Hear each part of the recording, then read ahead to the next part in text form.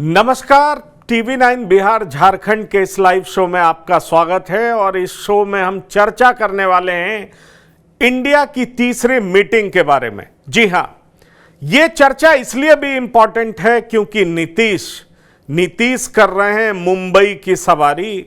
और क्या संयोजक पर होने वाली है मारामारी? जी हां, यह एक बड़ा सवाल है और इस सवाल को सुलझाने के लिए, इसका जवाब ढूंढने के लिए मुंबई में इस बार 28 पार्टियों की मीटिंग की संभावना है। दो और कौन दल हैं, इस पर से पर्दा उठना बाकी है, सस्पेंस बरकरार है और कहा यह जा रहा है कि वो दोनों दल कंफ्यूज्ड हैं। लेकिन सवाल यह उठता है कि इस मीटिंग में जो महत्वपूर्ण बातें सामने आने वाली है वो ये कि कन्वीनर कौन होगा। क्या 28 दलों का कोई चेयरपर्सन भी होगा? क्या जो एक सेक्रेटेरिएट बहाल करने की बात थी उसकी बहाली दिल्ली में होगी?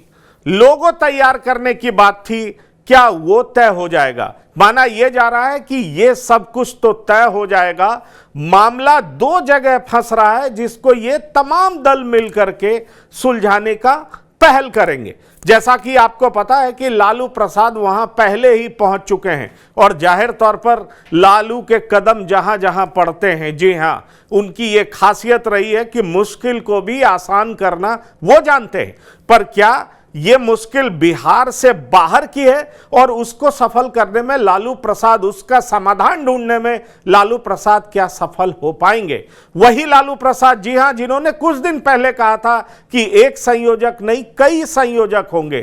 तो फिर 2 बजे मुंबई की सवारी नीतीश कुमार करने वाले, जी हां, 2 बजे मुंबई की सवारी नीतीश कुमार करने वाले हैं। तो जाहिर तौर पर उसके बाद नीतीश कुमार को इसमें क्या कुछ मिलने वाला है, इन तमाम पहलू पर हम चर्चा करेंगे। हमारे सहयोगी कबूल अहमद हैं जिनसे हम जानने की कोशिश करेंगे और हम उनसे चर्चा करेंगे कि आखिरकार इस मुलाकात के बाद जो इंडिया के भीतर की पेचीदगियां हैं, क्या उसका समाधान निकल पाएगा? कबूल, आपको लगता है कि इसके समाधान के बेहद निकट है इंडिया?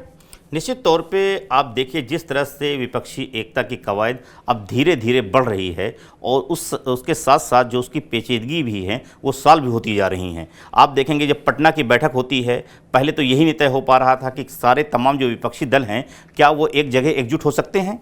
नीतीश कुमार ने उसको बाखूबी तरीके से तमाम क्षत्रपों के साथ बातचीत करके उनको एक प्लेटफॉर्म पे लाए और वो चीज़ आप देखेंगे पटना में सॉल्व हो गई। और तमाम जो खासतौर से चाहे अखिलेश यादव हो, ममता बनर्जी हो, केजरीवाल हो, कांग्रेस हो, सब एक मंच पे एक साथ नजर आए। उसके बाद दूसरी कवायद ये होती है कि पटना में 15 दल होते हैं और जब बेंगलुरु में बैठक होती है 1 महीने के बाद तो वो कुनबा बढ़ के 26 दलों में तब्दील हो जाता है और वो दायरा और भी बढ़ जाता है। जो केजरीवाल पटना से रूट कर चले गए थे वो बेंगलुरु में खुशी खुशी राजी दिखें। अब मुझे लगता है जो तीसरी बैठक है और इस तीसरी बैठक में जो सबसे बड़ी चीज़ है वो 2 अहम मसले हैं जो अभी भी पेचीदगी में फंसे हुए हैं। एक तो ये है कि इस पूरे जो विपक्षी गठबंधन इंडिया है इसका कौन कन्वीनर होगा, कौन सा चेहरा होगा। एक दूसरी चीज़ है सीट शेयरिंग का फार्मूला, जो घटक दलों के बीच में अलग अलग राज्यों में सीट का मामला है वो भी पंकज भाई सॉल्व होना है। तो मुझे लगता है लेकिन संयोजक को लेके जिस तरह से पिछले दिनों में एक के बाद एक बातें आई हैं, मुझे लगता है कि अब ये बात निश्चित तौर पे जो आपने कहा कि नीतीश कुमार मुंबई की तो सवारी कर रहे हैं, अभी 2 बजे पहुंच भी जाएंगे, वो निकल जाएंगे, तो लेकिन क्या वो वहां से जब वापस आएंगे तो वहां से वो दूल्हा बन के आएंगे या फिर बेंगलुरु की तरह रूट के आएंगे, ये बड़ी चीज़ है। देखिए, पेचीदगियां तो कई हैं, ये मुझे साफ दिखाई पड़ता है। और अगर नहीं है, ठीक है, दलों की संख्या बढ़ती जा रही है, लेकिन बड़ा सवाल यह उठता है कि हर दल की अपनी अपनी महत्वाकांक्षाएं हैं। जेडीयू के वशिष्ठ नारायण सिंह से लेकर के कई नेता कह रहे हैं कि नीतीश कुमार पीएम मटेरियल है। अशोक गहलोत से लेकर के भूपेश बघेल, कांग्रेस के नेता कह रहे हैं राहुल गांधी हैं। अभी अरविंद केजरीवाल की तरफ से भी कह दिया गया, बाद में राघव चड्डा ने उसको डिनाई कर दिया। लेकिन सुखबुगाहट तो है, अखिलेश यादव भी है। जी हाँ, अखिलेश यादव भी सिंह ने भी बात किया। सवाल यह है कि दुल्हन एक और दूल्हे कई, तो इसमें क्या हश्र होगा और टसल तो यहीं पर है। प्रधानमंत्री पद पे कौन जाएगा, ये लड़ाई बहुत बड़ी है। लेकिन मुझे लगता है ये लड़ाई बाद की हो सकती है। इस मुद्दे पर कंसेंसस हो सकता है कि चुनाव के बाद इसको देखेंगे। नहीं, आज और सबसे बड़ी बात पंकज भाई, इस बात को जो आप खास तौर से प्रधानमंत्री पद की बात कर रहे हैं, आज इस पे अभी कुछ देर पहले ही तेजस्वी यादव ने बड़ा बयान दे दिया है कि जो भी प्रधानमंत्री पद का जो है दावेदारी है, चेहरा है, वो चुनाव के बाद तय होगा, पहले नहीं तय होगा। और इस बात को कांग्रेस भी कह रही है और लोग भी कह रहे हैं। कांग्रेस ने तो बेंगलुरु की बैठक में अपने आप को प्रधानमंत्री पद की रेस से खुद को बाहर भी खींचा था 2 कदम। खड़गे जी ने कहा मैं इसमें नहीं हूं। लेकिन जिस तरह से सबसे बड़ा मसला संयोजक का है, कन्वीनर का है, जो अहम पॉइंट है, क्योंकि बात हो रही कि चेहरा कौन है, क्योंकि जब कन्वीनर बनेगा वहीं से उसकी और भी चीजें, तस्वीर साफ होंगी। जो पीएम पद की बात है वो चुनाव के बाद जरूर है, लेकिन इससे उसकी भूमिका तय होगी, इसकी तस्वीर जो साफ होगी।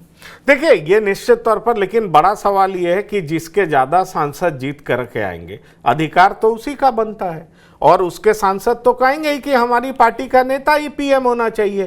तो उसमें कांग्रेस का हक बनता है। वो कांग्रेस वो वाली कांग्रेस नहीं है जो पिछले 10 सालों में हमने देखा है, 9 सालों में। तो कांग्रेस का रुख भी बदला है, मिजाज भी बदला है, मन भी बदला है, और तौर तरीके भी बदले हैं। पर सवाल ये उठता है कि देखिए, कांग्रेस और आरजेडी इंडिया अलायंस के भीतर भी कई खेमा है, वो साफ दिखाई पड़ता है। और इस खेमे में कहें कांग्रेस के बेहद नजदीक और मोस्ट ट्रस्टेड एलाई अगर कोई है तो वो आरजेडी है। जी हाँ। और दूसरा मैं जो देख पा रहा हूं वो शिवसेना, जो उद्धव ठाकरे ग्रुप है, क्योंकि उनके पास कोई विकल्प है नहीं। तो कांग्रेस सबसे ज्यादा इन दोनों पर भरोसा कर रही है। कांग्रेस जिन पे भरोसा नहीं कर रही है, और वो दल भी कांग्रेस पे भरोसा नहीं कर रहे हैं, उनमें ममता बनर्जी का भी नाम आता है, उनमें अरविंद केजरीवाल का भी नाम आता है, और आप अखिलेश यादव को बीच में रख सकते हैं, क्योंकि अखिलेश के नीतीश और तेजस्वी यादव से भी बेहतर संबंध है, और कांग्रेस से लड़ाई भी उस तरह की नहीं, और ममता से भी बेहतर संबंध है। इसलिए कई गुटों में बटा हुआ इंडिया, विद इन इंडिया, मैं अलायंस की बात कर रहा हूं, तो इंडिया के लिए एक बड़ी चुनौती यह है, क्योंकि ये तमाम नेता भी अपने स्टेट में बड़े नेता हैं। और अगर आप देखेंगे, कुछ नेता तो हयात में रुके हैं और ममता बनर्जी दूसरे होटल में रुकी हैं। तो इस पे भी सवाल उठ रहा है, जो जहां पे कांग्रेस होस्ट कर रही है तो ममता बनर्जी उनके द्वारा उनकी मेजबानी कबूल नहीं कर रही। ये सब भी कई सवाल हैं जो मीडिया में हमें सुनने और पढ़ने को मिल रहे हैं। जो दिख रहा है वो तस्वीर सामने।